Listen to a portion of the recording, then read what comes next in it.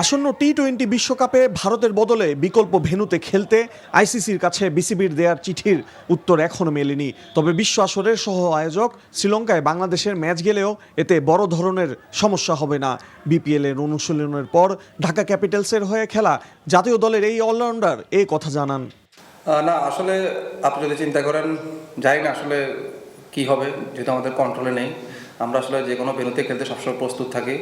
আর যেহেতু আমরা বেশ কিছুদিন আগে শ্রীলঙ্কার মতো কন্ডিশনে আমরা টি-20 সিরিজ এবং পূর্ণাঙ্গ একটা সিরিজ খেলে এসেছি, তো আমাদের জন্য আরও অনেক বেশি অ্যাডজাস্ট করতে সুবিধা হবে আশা করি। তারপরে দেখা যাক, আমরা যে কোনো, সেটা ইন্ডিয়া হোক বা শ্রীলঙ্কা হোক, আমরা সবসময় প্রস্তুত।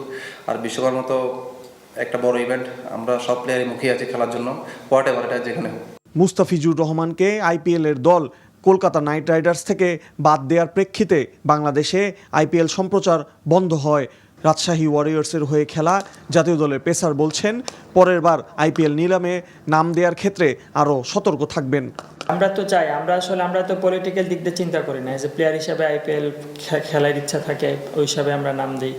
সো নেক্সট ইয়ার যদি এজেন্টের সাথে কথা বলে বা দেশে যারা আছে তাদের সাথে কথা বলে আমরা নাম দিব বা নাম দিব না।